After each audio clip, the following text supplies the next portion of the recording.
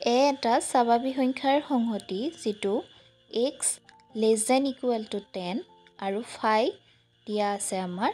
আৰু তাৰ পৰা আমি মান দুটা নিৰ্ণয় কৰিব লাগে na আৰু n phi na ইউনিয়ন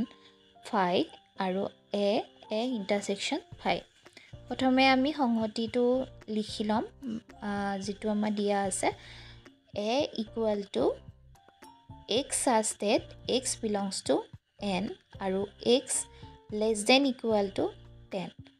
যদি ইয়াত অকল লেছ দেন বা অকল গ্ৰেটাৰ দেন দিয়া থাকিলে হয় তেতিয়াহ'লে আমাৰ 10 লৈকে নহ'ল হয় তেতিয়া আমাৰ 9 লৈকে হ'ব কিন্তু ইয়াতে লেছ দেন ইকুৱেল বুলি কৈছে যেতিয়া ইয়াক 10 লৈকে হ'ব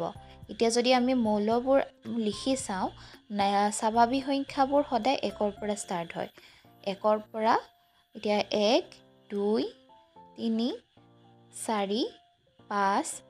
6 7 8 9 আৰু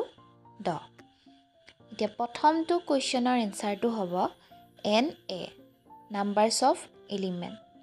মানে এ সংহতিটোত কিমানটা মৌল আছে আৰু আমি দেখাই পাইছোঁ এ সংহতিটো আমাৰ 10টা মৌল আছে তাৰপিছতো হৈছে n phi phi সদায় একো নুবুজায় মানে অৰ্থাৎ তাৰ নাথিং ইয়াত কোনো ধৰণৰ এলিমেণ্টছ নাথাকে সো তাৰ কিমান হ'ব 0 এতিয়া বি নম্বৰটো হৈছে n a union phi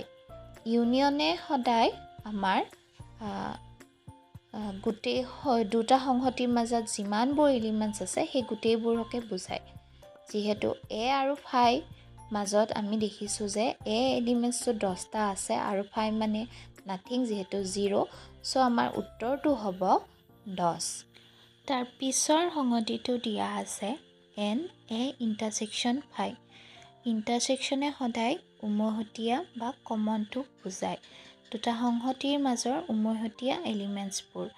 a আৰু phi মাজত যিহেতু কোনো এলিমেণ্টছ নাই সো ৰিজাল্ট হ'ব 0